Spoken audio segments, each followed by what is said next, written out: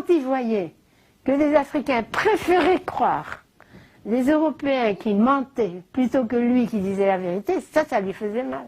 Il en souffrait profondément. Bien sûr qu'il en souffrait. Et ça se voit très bien dans la conférence qu'il a fait au Niger. Qu'est-ce que vous avez pour prouver en face de vos opposants, chercheurs blancs, qui réfutaient par exemple certaines thèses que vous auriez apportées? Là, on sent à quel point ça le touche profondément que les Africains préfèrent croire à l'objectivité des Européens plutôt qu'à la sienne. Ça, c'est incroyable.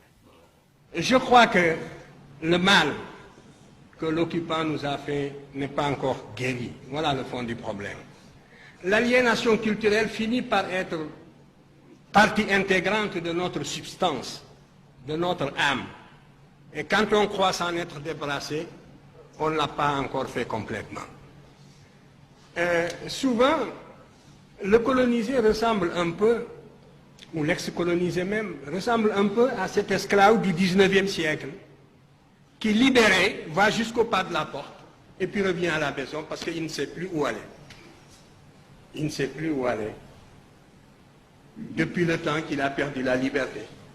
Depuis le temps qu'il a acquis des réflexes de subordination.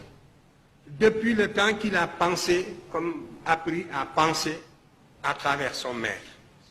C'est un peu ce qui est arrivé aussi à l'intelligentsia africaine, dans son ensemble.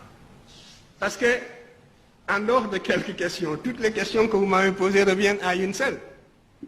Quand est-ce que les Blancs vous reconnaîtront-ils? Parce que la vérité sonne blanche. C'est cela. Mais c'est dangereux ce que vous dites.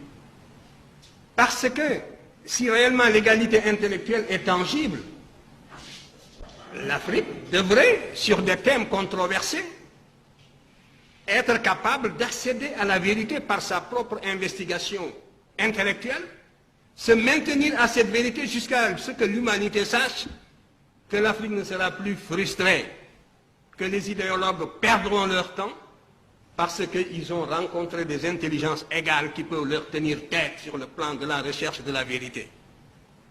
Mais vous êtes persuadé que pour qu'une vérité soit valable et objective, il faut qu'elle sonne blanche.